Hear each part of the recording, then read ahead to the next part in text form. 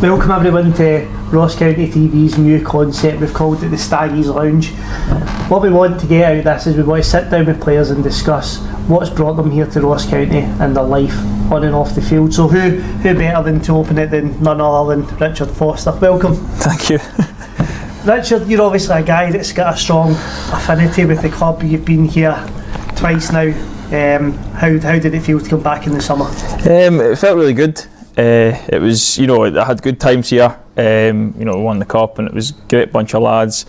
A lot of us obviously kind of moved on at the same time due to probably a disagreement with a certain manager. But it was good to get the chance to come back. Obviously I'd kind of worked with one of the gaffers before. Obviously I knew Midge, Marcus coming back, and it's been a really easy dressing room to walk into. When you've got guys like Midge who day to day you just don't know what you're going to get from him. He keeps you on your toes, but it's good, it's fun. I kind of missed that. It was a different dynamic at the changing room I was in. A lot of younger guys there, and I'm 34 now, so we don't really have much to talk about with a 22-year-old when he's just always talking about Instagram and terrible music and women, and that's not really my interest anymore. Yeah, I remember when you came first time, Fozzie, one of the things that you said that attracted you was it almost felt like you were kind of coming home a little bit, obviously being brought up not too far away in Elgin. Yeah, it's it's kind of relatively local club. It's a family run club, and the wee boy's 8 now, so he enjoys coming here. My wife enjoys coming here, my family enjoy coming here. It's easy enough for them to come to home games. So yeah, it was good the last time, and I know they always say you shouldn't go back because it's never quite the same, but it was when the chance arose, I took it quickly because of the kind of good memories I had of the place, and like I say, I knew what I was coming back to, and it hasn't let me down. And obviously from getting brought up in Elgin, you signed for Aberdeen. I think you were 17 when you made your debut there. Yeah, 17 against Partick Thistle, and I think in 2 touches and 2 seconds they probably summed up my entire Aberdeen career. Because my first touch, I brought the ball down at the sky on my thigh like Zidane, and then I gave it away. I was like, they knew what they were in for. You just didn't know. Some days it was good, some days it was bad. No, I had a great time at Aberdeen. I'm still friends with for a lot of them now. I was there for a long time. One of the guys that works there, Stephen Gunn, he actually sat with me in a town hall in a place called Roerlo in the Netherlands. We'd went away in a tournament, and I was taking my exams. So on 2 separate days I had to do a physics exam and a drama exam in this town hall, and he was like the adjudicator. So that was when I was 15, so I've kind of, and I still speak to him now, so it's like I've known him a long time. Granted, one of the days he was passed out on the couch because he was hungover from the night before, but he was my adjudicator. So I got a 2 in drama and a 1 in physics, so it wasn't too bad. But yeah, I had to do my exams, so that was kind of one of the good memories from Aberdeen. And then all through, we did kind of Jimmy Collywood, finishing in Europe, playing in Europe, getting through the group stages, going to Allianz Arena, becoming captain. It was, I've got great memories of being at Aberdeen. I don't think they like me as much now as maybe when I was there. Yeah, wonder what would give you that impression. But yeah, so I had a good time there, and thankfully I avoided most of them at the weekend. And obviously you touched on it there, playing European football as well. For such a young player, that must have really gave you some experience that you were going to use the rest of your career. Yeah, of course it does. It's just a different level. The Scottish game is 100 miles an hour, as everyone knows, and you look at players coming to Scotland, and a lot of them struggle with that. But then you go and especially then there wasn't many teams in Scotland who played the possession-based game, if you will. Obviously Rangers and Celtic kept the ball because they were better, but you go to the European teams and they're quite happy, to play it back to the goalie and rotate it around the back 4, and it was an eye-opening experience for us. I think we were quite lucky because Jimmy Collywood's connections in the Netherlands. We played a lot of pre-season games there. Yeah. And the Dutch teams, that was the first time I seen the 2 centre-half split, and the centre midfielder going to get the ball for the goalie.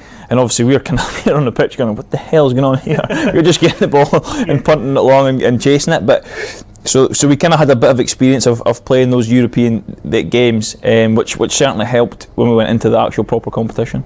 And I suppose for you, seeing both sides, all from the European side to the domestic side, would that have helped you when you made the step to go and sign for Bristol City then? I think so. I think that the Championship is not too dissimilar to Scotland. I'd certainly say it's certainly more structure, and the players tend to be bigger and stronger. But it's still relatively fast paced compared with the European game. But yeah, experiencing different types of football, different ways to play football, different kind of mindsets does help you when you move on in your career. Unfortunately for me, Bristol was just came at a bad point in my life. Really, it was different things happened with myself and my ex, and that's a whole other story. But it's these things happen in life, and it was just the timing was a bit off. But I still for the most part enjoyed the experience of the Championship. It's good to say I've played in the Championship. I think I played about 50 games there, so it was a good experience in that, and it kind of it sets you up for the rest of your career basically. Well, your next move from that was obviously back to Rangers, so you made the progression to a big club in Bristol City, then to come back up here to sign for a club like Rangers as well. Yeah, it was I was homesick when I was down there, and I wanted to come back up to Scotland. I'd obviously had a great time at Rangers the first time round, and then got a chance to go back, which was good. And it was, it's a great place to go and play. The training facilities every day are amazing. Playing at Ibrox is amazing. It was tough for us because of the league, and I think the first year we went unbeaten, but we drew a lot of games. So we got a pelter for that, because, well, it's understandable. We were a full-time team in a part-time league essentially, and then the next year it actually became more difficult because we had a very, very tough Championship. I think if you look at Hearts in it, Hibs, ourselves, and I think if the points total Hearts got that year, they would have actually beat the Warburton team that won the league the following year. So I know it sounds like an excuse, but that shows you the level of consistency that Hearts showed, and it was just disappointing that we couldn't match them. And obviously we never quite managed to make it up through the playoffs. Big Lee took a sore one for Big Billy O'Moshany, but they put us out. So so it was kind of a good place to be. It was just because we never got over the finish line and got back into the Premier League, it was a bit disappointing in the end up. And at that stage, would you say you were maybe one of the leaders that was in that changing room at the time then? I don't know, because we had a strong dressing room. Apart from myself, there was Kenny Miller, there was Lee McCulloch, there was John Daly. So kind of big, not egos, big presence. A big presence in the dressing room. Kind of very vastly experienced. All three of them kind of played a lot of games, scored a lot of goals. Played at a high level, so it was a strong dressing room. Lee Wallace was there as well, obviously, but it was just I don't know, for whatever reason we just didn't seem to quite click, and we didn't seem to we never managed to get across the line, which was disappointing. But I feel fortunate that at that time I then had the chance to come up here, and that kind of, I would probably say it kind of reinvigorated my career a little bit, because I think a lot of us were tarred with a brush when we left Rangers, and it was a difficult place to move on from, and I think the way it all kind of panned out, so it was great that I got the opportunity to come up here, and then obviously had the success that I did when I was here.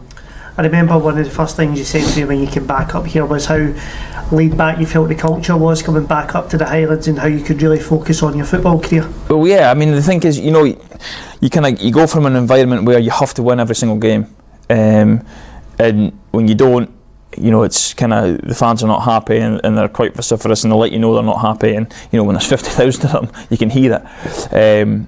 And with all respect, you come up to Ross County, and we're not expected to win every game, and you can go away from home and get a point at Hamilton, and it's a good point, and you can get a point at Tynecastle, and it's a good point. And I think just that, not having to have to feel like you need to win every single game, it is quite refreshing. Now I struggle with that in terms of I want to win all the time, of course, but you as over your career you realise in football that you're never ever going to do that. No one does, and so coming to a club like Ross County, like I say, we've every guy in that dressing room there wants to win as many games as we can, but it just when even though we've taken some heavy defeats from Rangers, from Celtic, you kind of, it's Rangers and Celtic. Yeah. Whereas before, being at Rangers, you don't have that. It doesn't matter if you get beat for Celtic, you've been beat, and that's not acceptable. Yeah. Whereas here, maybe the manner that we've been beaten is not acceptable, but the fact that we've lost 3 points to both Rangers and Celtic, and even Aberdeen twice now, it's not the end of the world for Ross County. That's not how your season's going to be defined. So it is quite refreshing, and it does allow you to relax more and kind of, like you say, concentrate on playing. And when you did come back in 2015, obviously the success that we had that season in the League Cup and in the league, how would you assess that season for you personally? I felt I had a good season. I felt one of the things I feel that I bring, especially now latterly in my career, like I say, when I was younger at Aberdeen, I was, as most people are, you're relatively erratic, but I feel like I bring a level of consistency. I'm very rarely a 9 out of 10, but I'm very rarely a 4. I'm kind of hopefully somewhere in that 6-7 range, and I felt I'd done that season. I think I made something like 43, 44 appearances, 37 or 8 starts. We won the cup, we got top 6, so I felt I had a good season. And like I say, it was just disappointing the way the things transpired, but that's football, and you move on, and luckily I got the chance to come back. For you personally, Fozzie, you've obviously been about, you've played in a lot of big games for a lot of big clubs, but how special is that League Cup medal to you? I was actually asked this question recently. In terms of football achievement, it's probably my biggest achievement in football, because of the magnitude of something like a team like Ross County, with all respect, beating Celtic in the semi-final, beating Hibs in the final to win the League Cup. It's a massive achievement. I think I was fortunate enough to make enough appearances to get a league winners medal with Rangers, but I was never an integral part of that. I was a squad member, and when called upon, I tried to do my best, and like I say, I made enough appearances to get a medal, and that was great. But I was involved in the League Cup, I was involved in the squad here, I played most of the games, I played in the final, and it was just, like I say, a club like Ross County, I mean, you don't know if it will happen again or how long it'll take for it to happen again. So to win that, it's my kind of career high as a player, is winning the League Cup with Ross County. And you mentioned through no choice of your own that you left the club and you went and signed for St Johnstone. Was that with a heavy heart you left? It was, because I'd felt I'd had a good season, and I was kind of excited about what was going to come the following season. The kind of manager at the time expressed his view to me personally that he didn't think I had been consistent enough, which I disagreed with, but he was the manager, and he obviously thought moving forward Ross County would have been better off if I had moved on, which I did, and ironically we moved on to St Johnstone and we finished 4th that season, and obviously it didn't end well for County, but it's that's football, and when you look back on your career, it's easy to say, oh well, I shouldn't have done this and I shouldn't have done that, and the manager at the time might regret his decision now, he might not, it just depends on the way he feels about it, but I've got no kind of ill feelings toward them, but it was with a heavy heart that I had to leave, but I knew that for myself I had to kind of move on, and like I say, you can't dwell on things too long in football because things happen so fast. I remember that famous picture that circulated between yourself and Marcus on the day that Ross County did get relegated, and I think that picture itself kind of imprinted you in the memory of the Ross County fans as somebody that did really care about the club. Yeah, because I mean, obviously I had a great relationship with Marcus and most of the boys here that were there at the time, and I can remember when the fixtures came out and seeing it, and just kind of having that horrible feeling in the pit of the stomach that this could be the game, and no one would have noticed, but when David Witherspoon scores, I don't celebrate for us scoring the goal, because I think as it worked out, I think they would have went down anyway, because what other team won, but I just sat on the bench thinking, like, I could feel their pain, I could see their pain, and I just like seeing Marcus, and I was like, and I could see Midge there as well on the pitch, and it was just, I just kind of said to Marcus, look, you could bounce back from this, you're too good to be in the championship, you'll bounce back, and obviously they did straight away, but it was just that photo probably was as much an expression of the way I was feeling at that point as the same way as it was for Marcus, because it's not, when you leave a club and it's a club that you've had so much success at and you've enjoyed being at. You don't want to see them to get relegated, and it was obviously it was tougher for them. They played here, but it was a tough one to kind of sit and watch. Yeah. And just to kind of summarise your playing career, you've come back here, somebody that's played over 570 appearances. What's the secret? I know we've got a lot of young players here that look up to somebody like yourself. What would be the secret you'd pass on to them? Just work hard. Don't ever, I'm recently reading a book, it's called Play On, and I was all guilty of before. Oh, I'm getting old, I can't do that. I'm getting old, I can't do this. I'll take a bit off it. Yeah. But reading this, it kind of opened my eyes to say, nah, you still have to train as hard as you can, because if you start to think you're getting old and you can't do it, you will respond by feeling, oh yeah, I can't do that, I'm too old. Whereas if you go, no, I'm going to try and train to the same level as I did when I was 25, then you keep yourself going. And physically, I feel good. I feel I can deal with training. In the games, I feel like I can get about the same way as I always could. I feel as quick, I feel strong, I feel as fit, and I think that's the fact that I don't, I still train now like I did when I was 25. And I think sometimes, everyone's different, and for me, I've always had to be at 100% in training. I can't go from kind of 50% during training and then step up at the game. I need to train the way I play. Everyone's different, not everyone's like me, and what works for different people works. But I can remember, just kind of briefly chatting to Kenny Miller when we were both on the pitch. I think we played a pre-season friendly against Dundee, and he's 39 now, and if you watch the way he plays, he probably doesn't do as much running as he used to, but when he does, he still does it with an intensity, and I think that's the key. You don't have to. Now at 34, I don't have to be going to training and running about more than the 18-year-old kids. But when I'm doing my work specifically, I need to do it 100%. So whatever it is, I need to do it properly, and just kind of try and maintain that over the course of your career. And throughout all the people that you've played with and you've worked alongside, is there anybody in particular that passed on that piece of knowledge to you? I think what was the biggest eye-opener was not specifically that bit of knowledge. I mean, obviously Kenny, because he played so long. David Weir was another one. I think it was when I first went to Rangers the first time in the dressing room, like Kenny was there, Lee McCulloch was there, Alan McGregor was there, Naismith, Whittaker. What was a big eye-opener was how hard these boys worked. Yeah. Like, I always assumed that they were just better players, and that's why they won the games, because they were better players. But they also worked the hardest, in and out the gym. Kind of when they were in the gym, they'd done it properly, they'd done the sessions that they were given. And that was a big eye-opener for me, because you think to yourself that these guys probably don't have to do that because they are better players. But the fact that they've done it is probably why they're better players, because with all respect, the range of technical ability in Scotland is not going to be that vast. So maybe what sets you apart is being physically stronger or quicker. And I think that was a big eye-opener for just seeing those boys and seeing how good they were and how professional they were.